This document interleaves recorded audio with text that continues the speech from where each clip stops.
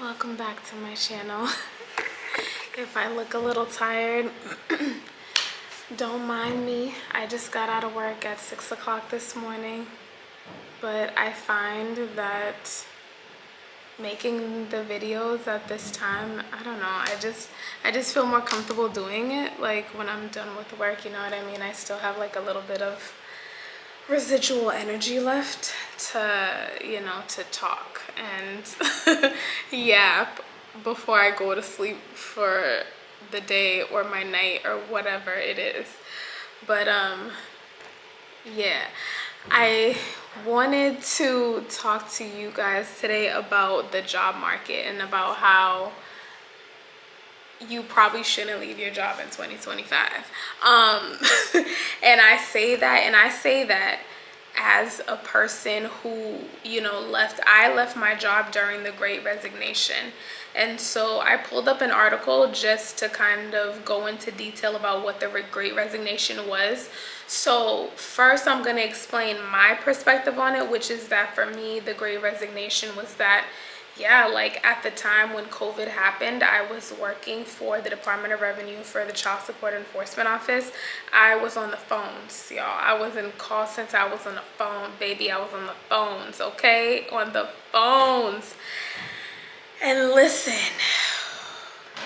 when you have angry people in your ear, it's one thing if you're in the office and you're leaving your house and you're going to a third-party location and you're having people call you all types of idiots and whatever, and it be first thing in the morning, okay? If you've ever worked at a call center, you know they don't care what time it is. You'll sit there with your coffee having just arrived at the office and someone's already trying to call you out of your name on the phone. But nonetheless, I was sent home during COVID, and when I got home and it was, I was home, my husband was home, he's remote working. At the time, one of my daughters was 2, about to be 3, and then the other one was in like 4th grade. And we were having a virtual learn with her. I was so overwhelmed and I was so stressed out, and I had just come to the realization that I was like, listen, I only like my job in the office, and I don't know what that means, but I can't do this job in the house because like, listen, I used to have times where I would really sit here and be like, listen, I know these people not disrespecting me in my own house. Like, they're not in my house, but it's like, yo, to be in the comfort of your own home, having to like hear it, and it's like, I don't know how to explain working in a call center, but it's abusive on another level, and then it's like it goes straight into your head. I think that's the thing, like, and when you think about your mental health suffering if you work at a call center, duh, because you're hearing negative spewing, what God knows what, because they can tell you anything on the phone. They call it, they unleash on you, unleash, and it goes straight into your head, straight into your ear, straight into your brain for 8 hours a day, every day. Like, y'all, I was so overwhelmed that I was like, listen, actually I fucking hate this job. Excuse my language, but I was like, yo, actually I hate this job. I hate this job, and I didn't realize that I hated it until I was home and I was having to do it in the comfort of my own home, and I was like, damn, I really don't like this. It was only bearable because I was at the office, and like being at the office and like, I don't know, getting to walk away from my desk for my 15, 30, and 15-minute breaks made a difference somehow. I don't know, interacting with other coworkers, but like when I was home, I was like, yeah, I don't think I can keep doing this because I don't think my mental health is gonna survive. Like, I'm not gonna survive this. And that's around the time that I started learning how to code. That's the time that I started going on YouTube, and I was like looking at my resume, and y'all, that's literally how I started this whole thing. I was looking at my resume like, listen, I've worked in banking, I've worked in healthcare. Now I'm working at child support. I worked for Medicaid. I'm like, listen, if I could have learned all these hospital systems, all these different insurances, all these different state systems, all these different querying systems, if I could do all that, I can learn something new because I'm tired of this. And that's when I embarked on my journey. And I realized, at first I was thinking like, dang, I wonder if it's just me, because I'm feeling like a pull to just do something different. Like I can't, like at this point I'm thinking about like my overall longevity, like my well-being, like literally like my long-term well-being. Like, yo, are you know what I mean? Because I used to go to work, and the people that were miserable, and they're working there for 30 and 40 years, and y'all, I would get there, that there would be sometimes I would get to my desk and my cubicle. When I would come into child support, my cubicle would be like right on the corner, and it would be open right here, and then across from me there was another one of my coworkers. Y'all, the minute I would sit down, here she go with the negativity. 8 o'clock in the morning, all day long, all day long, all day long. And yo, there'll be some days I would come in and just sit like this. I wouldn't even say anything, because y'all, I just couldn't take it no more. Like, listen, between you and the people on the phone, bro, my head's gonna explode. I can't do this because I need to be happy. Like I don't know what else to say other than like, I'm too happy for this. Like, I don't like this. I don't like this. I like helping people, but I can't take this anymore. And so I realized that I thought it was just me, but across the board, same thing. Like how I was saying in my previous video, that like I go on LinkedIn, and LinkedIn really gives me a good view of like what's happening on the ground in terms of like the corporate world, like what people are actually experiencing. A lot of people were in the same boat. They were transitioning careers, they were leaving jobs, they were their spouses were were taking other positions, and they were becoming stay-at-home moms or stay-at-home dads, or starting to pursue new degrees, right? Like same thing with me. I just started to pursue a new degree. So I'm realizing that it's like, there was a time during COVID that it was like, okay, there's a huge shuffle going on. And I pulled up this TechTarget article. I just wanted to read some of it for you to also elaborate on like what the Great Resignation was and how it had an impact on the job market. So it says, what is the Great Resignation? Employees across multiple sectors came to the realization they weren't happy with their jobs during the pandemic. People weren't satisfied with their work environment, the industry they were in, or their work-life balance, and they left their jobs. That was me. I was not satisfied with my work-life balance, and honestly, like I wasn't as satisfied with the work environment anymore. They state that someone named Anthony Klotz coined the term the Great Resignation, and Klotz is an associate professor of management at Texas A&M. So in the article, he predicted the mass exodus of employees from jobs and careers they no longer wanted to pursue. And they said when there's uncertainty, people tend to stay put, so there are pent-up resignations that didn't happen over the past year. Okay, so yeah, so basically they talked about how essentially during COVID, when there are times of uncertainty such as a global pandemic, that people are usually going to stay put in their jobs. And I feel like that's where we are right now. That's where I'm leading to. But I'm just explaining where we came from, right? Once, and I think it was maybe around the time too that we started getting the stimulus checks. I feel like that was also another time that maybe people stacked those checks up, and they were like, listen, because I know like literally that's kind of what I did. Like I stacked up my money, I cashed out my my retirement from the state, and that's the money that I used to carry me months over until I started working in my first tech position. So it says that the Great Resignation isn't just a hypothetical idea, it's an economic movement backed up by statistics. So it says that between April 2021 and April 2022, 71.6 million people separated from their job, which averaged to about 3.98 million people quitting each month. Okay, and then they talked about how like the Great Resignation feeds into quiet quitting. From moving from the Great Resignation, that's when we kind of started to see a shift. And I feel like we all probably saw this job market coming, you know what I'm saying? That's the thing, because like when I had gotten laid off back in 2023, low-key I saw it coming, because even in my spouse's job, they did a lot of restructuring, starting from the top and working their way down. They were laying off VPs, and already when he came home and told me that, I was like, your company is like the top 5 telecommunications company. So if they're doing all this restructuring, something's definitely got to be up, you know what I mean? And so I feel like I was already kind of seeing the writing on the wall, if you will. And I guess, yeah, like that's kind of what happened, is that companies overhired during COVID, right? And it's true, because if you think about it, let me hold on, because I know I had in my mind that there were companies who made record profits. Hold on, during COVID. There were companies that made record profits during COVID, and essentially a lot of companies overhired, thinking that the demand was going to stay high, right? Because everybody was home, and so people were ordering a lot more, they were spending a lot more, and as a result, the companies overhired and hired more.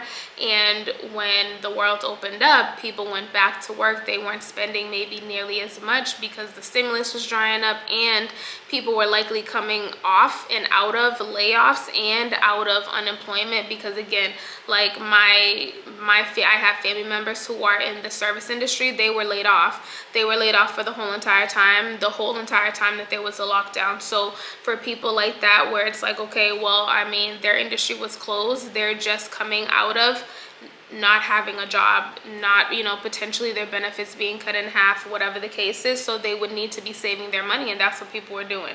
And so as a result, once the companies realized that the world opened up, people aren't spending, they started doing their layoffs. And so that's where we get to kind of like this job market today, which is that, like, in my experience, where back in 2020 and 2021, you could have a new job within a month. In 2025, like, I can't even say 2025. In 2023, when I was interviewing, the interview processes were taking upwards of 1 to 2 months, okay? So just think about that for a second. Like, you need to make sure that you have your unemployment already in place, because know that I had to wait 6 weeks, 8 weeks for my unemployment to take place if I didn't have my severance, if I didn't have a savings, okay? Like, unemployment can take anywhere from 2 to 8 weeks to be approved. And yeah, you'll get the back pay when you finally do get it, but nonetheless, you're still gonna have to wait for 6 to 8 weeks with no income at all. And so that's something to, to consider, is that, like, okay, when you're dealing with like this job market, it's a different type of beast, because these interview processes are taking longer. And so I was out of work for 11 months. Now I'm looking here at at this article, and give me just a second, because I'm looking. Yes, okay. So I also pulled up this article that I have from a connection of mine on LinkedIn. So he's a senior software engineer at Tubi. And he wrote 6 days ago an article stating unemployed office workers are having a hard time finding new jobs. More than 1.6 million unemployed workers have job hunted for at least 6 months. That's the truth, if not longer. If not longer. The long job search is hitting largely high-paying fields like tech, law, and engineering.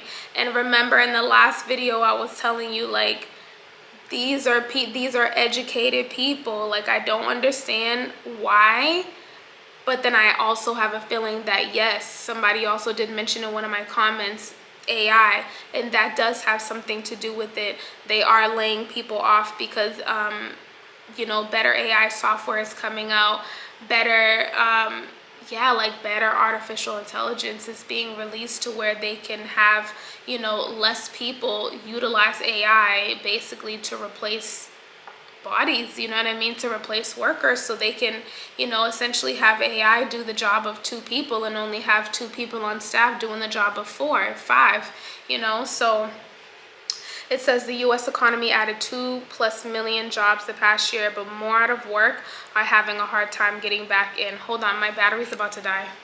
US economy added 2 million jobs the past year, but more out of work are having a hard time getting back in. In November, 7+ million Americans were unemployed, meaning they didn't have work or were trying to find it. 1.6 million of them job hunted for at least 6 months. The number searching that long is up 50% since the end of 2022. So on average, it now takes people 6 months to find a job or more. 6 or more months to find a job. A month longer than it did during the post-pandemic hiring boom in early 2023, which was around the time that I actually got hired in my previous role. The pain is largely in high-paying white-collar jobs, including tech, law, and media, where businesses grew fast when the economy reopened for the pandemic, but now have less need for new hires. A labor market that looks healthy in the headlines is underneath surface weaker than it seems. The unemployment rate at 4.2 remains well below the average during the decade before the pandemic. And hold on, I'm gonna stop there, right? Because one thing that I noticed too is that part of me also feels like the unemployment numbers are not totally accurate, right? Because I can't put my finger on the article that I found, but I do recall coming across an article where they talked about the unemployment being so low, but then like they also mentioned that like they don't factor in people whose unemployment ran out, people who are having to do like DoorDash, right? And also people who have been out of work for 6 months or more, like they're just dropped off the list. And I was like, okay, well, yeah.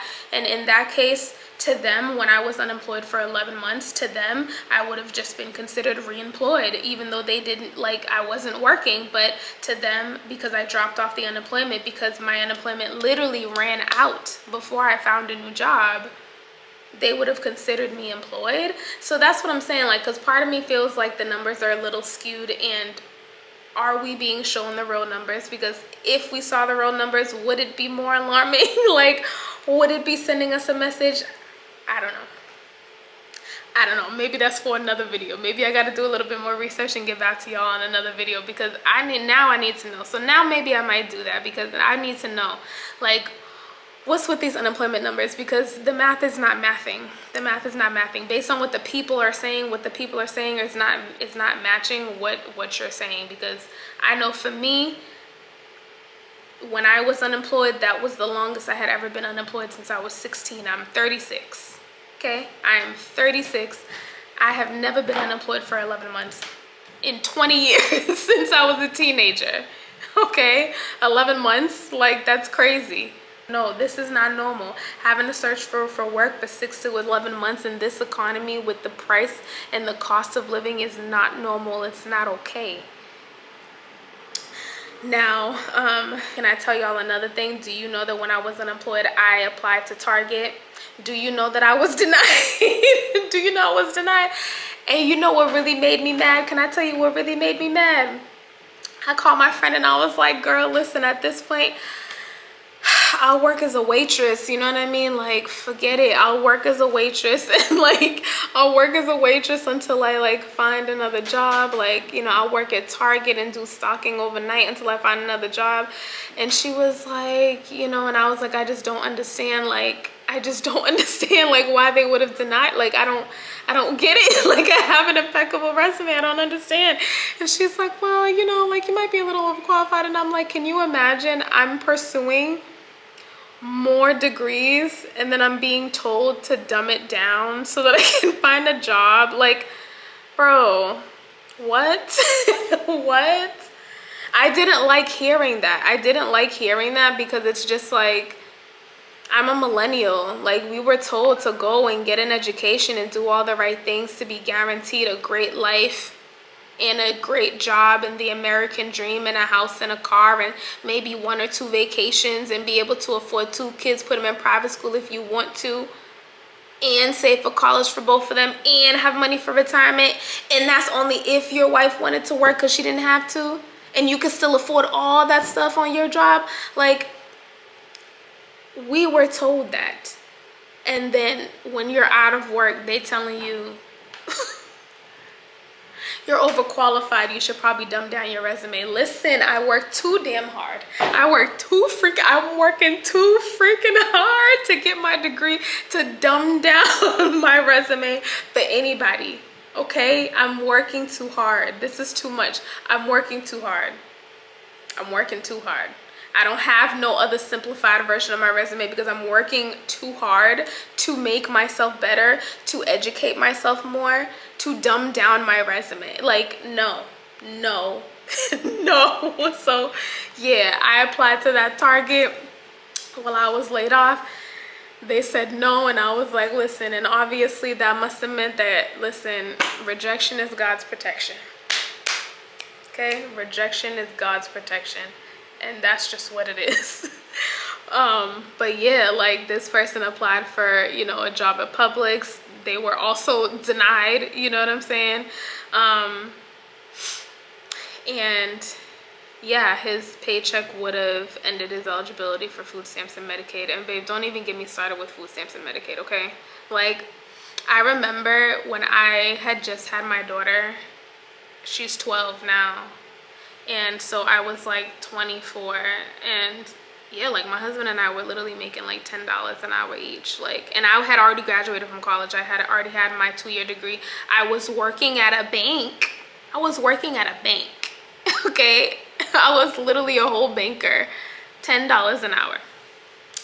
And I remember applying for housing, like, for, I guess Section 8, right? Yeah, so like, I applied for Section 8. Do y'all know that they said the waiting list is 10 years? Now listen, I don't know about y'all, but honestly, seeing that, I was like, I rebuke that in the name of Jesus, because you're not gonna tell me that I'm gonna still need y'all in 10 years, and I don't want to still need you in 10 years. No, thank you. Don't even bother. Don't put me on the list, because I don't want y'all to call me in 10 years. I don't want to need y'all in 10 years. Like, honest to goodness, like, I feel like, why are you not offended? You know what I mean? Like, I feel like, for me, why are you not offended if somebody's telling you the wait list is 10 years and then you freaking sign up anyways? Like, no, I don't want to need your help in 10 years. But it does suck that it's like, I've been working since I was 16, and in reality, other than like, yeah, the one time I've gotten laid off, like, I haven't used any benefits. But then it's like, if I ever did need them, it would be jumping through hoops of fire to get them. You know what I mean? Even though technically I've been working for 20, I'm only 36. I've been working for 20 years. Like, I'm only 36. I'm just a girl. Like, damn. I've been working for 20 years. I'm not even 40 yet. That's crazy. I don't want that to be like, that's what I'm saying. Like, I don't know. I don't even know how to feel about that after saying that out loud. Like, damn, okay, so then when I'm 66, I would have been working for like, what, 40 years? And then if they want to push Social Security back to what, 70, 75, I would have been working for what, 60 years? Damn. Yeah, we need to give the kids a break. But yeah, nonetheless, so getting back to this article, I know I kind of went to the left, but like, yeah, like, you know, damn, where are we going? But yeah, so then it says that many employers don't have to jostle so hard to attract employers. Jobs on Indeed for software, data science, and marketing were each at 20% below pre-pandemic levels last year. Hiring in information industry is 30% lower, and finance is down 28%. However, hiring has stayed resilient in fields like mining, manufacturing, and transportation. And then it says over half of overall job creation in the last 12 months has been in two industries, healthcare and government, which is like, okay, healthcare, talk about the job market being so great, it's also filled with retail and service jobs. And like, you know,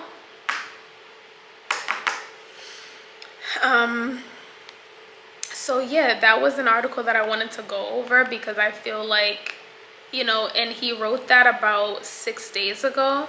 So I just, you know, wanted to speak about that, because, you know, I realized that yes, you know, I the world is changing, right? The use of AI is growing. I meant, and I'm gonna make a video about like the TikTok algorithm and everything too, because again, like technology is being used in every facet of our lives. And so I feel like it's true when they say that, you know, we have to adapt, like we have to adapt, which means you need to learn how to use some AI stuff. Like get on ChatGPT, ask it some questions, figure it out. You know what I mean? Like even if, yeah, that's what I'm saying. Like even if it's just that, if you know how to use ChatGPT really well or whatever other AI tool really well, you know what I mean, that's kind of all you need. But it's like you don't want to be so far removed from the technology that's you know, that's being implemented in everything that we use, you know. So I know that they also talked about the fact that AI, well, yeah, I mean, we talked about that earlier, like with AI basically replacing, you know, they're training existing workers to utilize AI, so that way they don't have to hire, you know, extra people. So if they have 2 people on staff and they can train those people to utilize AI to do double the work, you know, and AI is kind of, you know, pulling its weight, and you know, the staff, you know, maybe the existing staff don't have to really do too much else, but the AI is able to, you know, do all of the other heavy lifting. Yeah, like it benefits them because they save, you know, they save money. They save a lot of money, you know, like robots don't have to sleep. They don't they don't got sick days. They don't have kids. Like, you know, I don't know, you know, until they like reach sentience, then that's anybody's guess. That's anybody's guess. So once they want their rights, that's anybody's guess. But I guess for now they don't want anything from us. So for now, they don't want anything from us.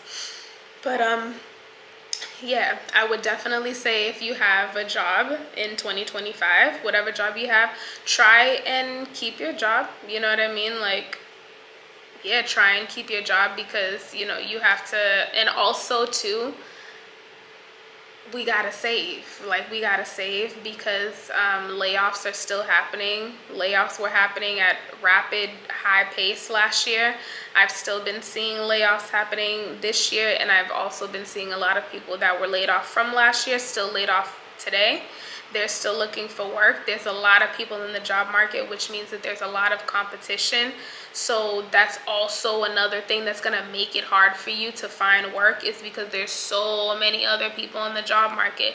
So you're competing with so many other people, and it's like, and it's not even like your average person. That's what I'm saying. Like, it's not even your average person.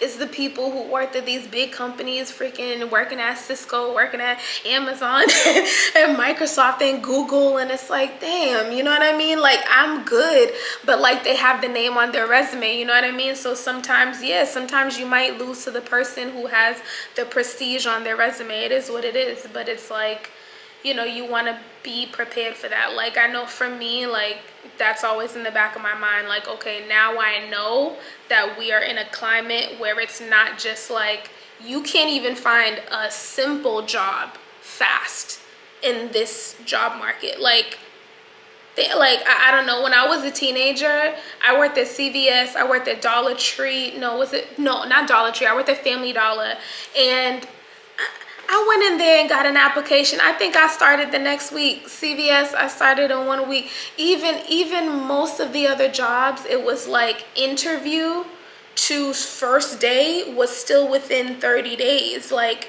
interview, offer, that's the 1 week, that's the first week, and then literally I'm starting 3 weeks later. Even back then, you could start a job, interview and start a job all within 30 days. Baby, not today, not today, not today. It's gonna take you 6, 7, 8 months to find a new job, and then you're gonna be interviewing for that job for 1 to 2 months, and then you might get it, might.